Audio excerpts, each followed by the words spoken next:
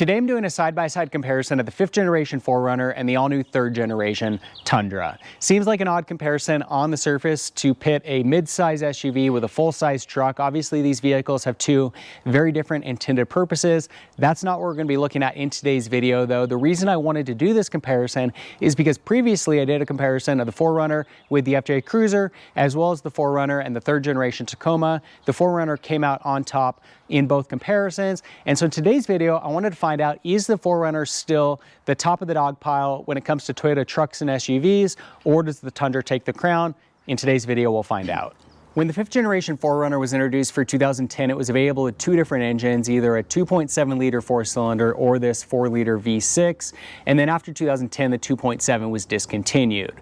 The 4-liter V6 offers 278 horsepower and 278 pound-feet of torque, and is paired to a 5-speed automatic transmission available in either rear-wheel drive or 4-wheel drive. With this powertrain, you're looking at a 0 to 60 time of about 8 to 9 seconds, max tow capacity of 5,000 pounds, and on 4-wheel drive models, you see an EPA rating of 17 miles per gallon in the city and 20 miles per gallon on the highway. The new Tundra is available with two different engine options, both 3.4-liter twin-turbo 6-cylinders in either a gas or hybrid configuration. On your standard SR models, the gas engine is going to see 348 horsepower and 405 pound-feet of torque, and then on the SR5 and up models, the gas engine sees 389 horsepower and 479 pound-feet of torque. Your hybrid model sees a bump to 437 horsepower and 583 pound-feet of torque. Both engines are paired to a 10-speed automatic transmission and available in either rear-wheel drive or 4-wheel drive. 0 to 60 time on the Tundra is going to range from about 5 to 7 seconds, with the hybrid models being on the faster end of that spectrum. Max tow capacity is 12,000 pounds. And on the gas engine with 4-wheel drive, you're going to see an EPA rating of 17 miles per gallon in the city and 22 miles per gallon on the highway. With the hybrid, you see a 2 mile per gallon bump in city driving to 19 miles per gallon in the city and 22 miles per gallon on the highway. So essentially, in every performance of measurement, the Tundra comes out on top of the 4Runner. It's got more horsepower, more torque, it's faster, it's got a higher tow capacity, and it sees better fuel efficiency. The only real question is reliability, and only time's going to tell on that. Certainly this engine does have more complexity with the turbos, and then the hybrid model adds to that complexity as well, but it's hard to predict at this point. Next up, let's take a look at pricing. The base model of the Tundra is the SR model, and an entry level of that comes in at about $36,000. For the 4Runner, we start off with the SR5 trim configuration, and that comes in at $37,500. So the 4Runner starts off a little bit more expensive, but you're getting an SR5 model, so it's probably going to have a little bit more in terms of features than what you're going to see on that base Tundra. Once you jump up to those higher end trim packages of the two vehicles, the Tundra maxes out at about $80,000 for a fully loaded capstone model. The 4Runner maxes out at about $55,000 for the top of the line TRD Pro model. So the Tundra is a lot more expensive in those higher end trim configurations, but due primarily to the fact that it's available with a lot more features that you can't even get on the 4Runner.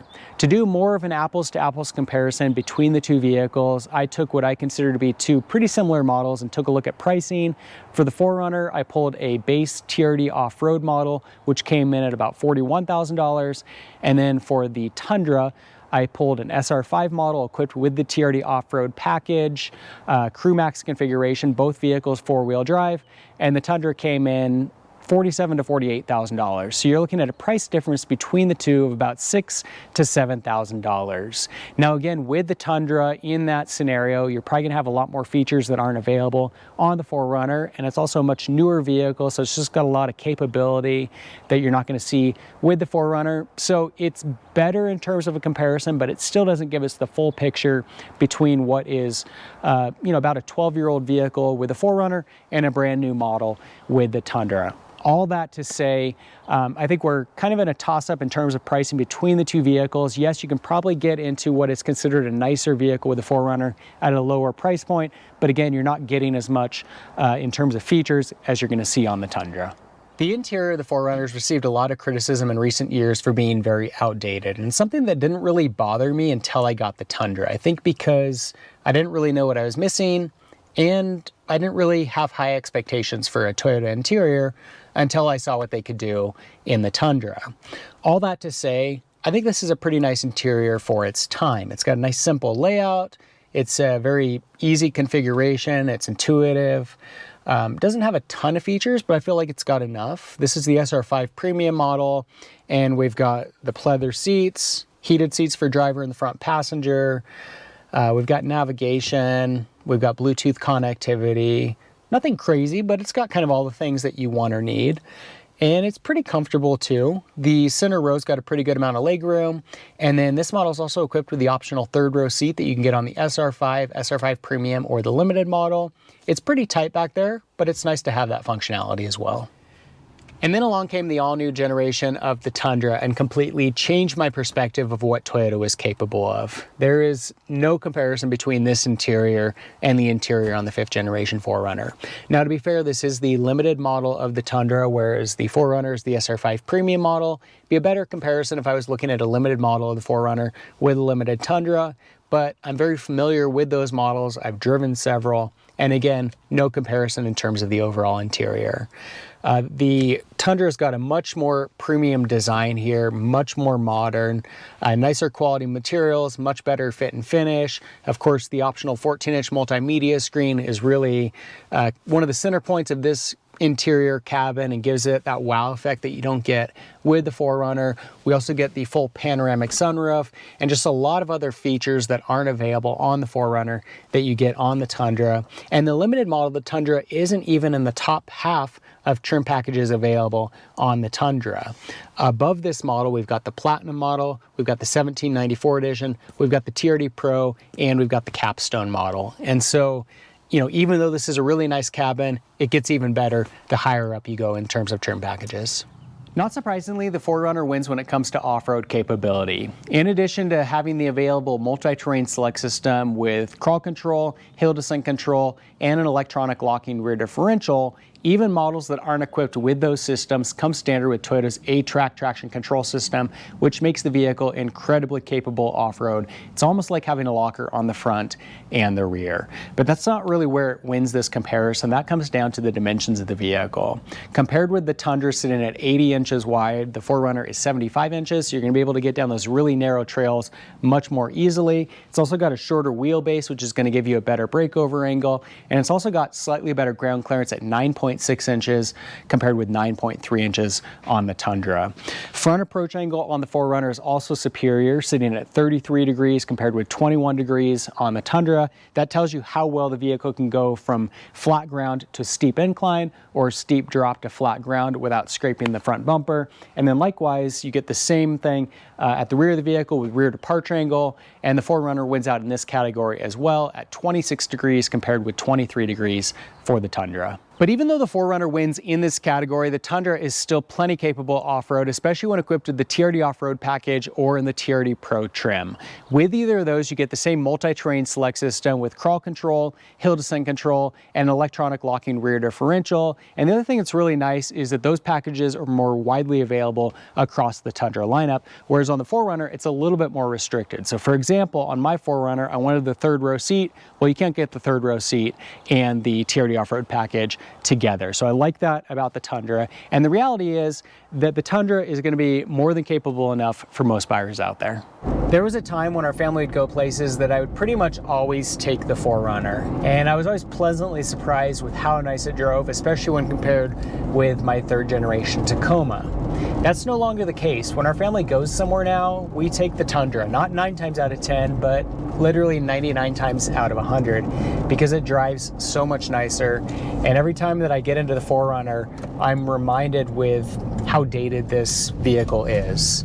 All that to say, for what it is, it's not terrible. It is body-on-frame construction. It's got a short wheelbase with a high center of gravity, and I've got oversized tires and a lift kit. So you wouldn't necessarily expect it to drive all that well on the asphalt, but maybe what it is just that it's so surprising how well the Tundra drives, given that it is some of the same things. It's also body-on-frame construction. It's a full-size truck. You wouldn't really expect it to drive that amazingly, but it does, much more so than this.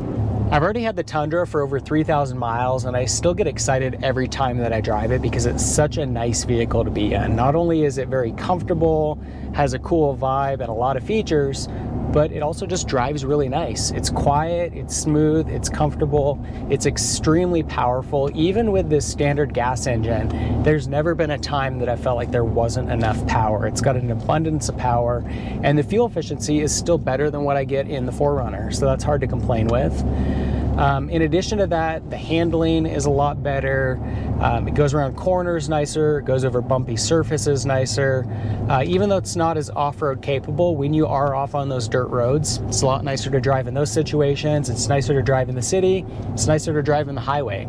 Pretty much in every possible scenario, this is nicer to drive than the 4Runner. So there's your side-by-side comparison of the 5th generation 4Runner and the all-new 3rd generation Tundra. With the exception of slightly better off-road capability and an available 3rd row seat on the 4Runner, the Tundra wins this comparison hands down. Yes, the 4Runner's got better dimensions for off-road driving. It's narrower and it's got a shorter wheelbase, in addition to a better front approach and rear departure angle, and it's got slightly better ground clearance. But the reality is that the Tundra is still extremely capable off-road, especially when equipped with the TRD off-road package, and it's probably going to be plenty capable for most buyers out there. In addition to that, it's got a much nicer interior with better quality materials, better fit and finish, a lot more available features, and it's more comfortable. It drives a lot nicer, it's smoother, quieter, more comfortable, and it's got better handling.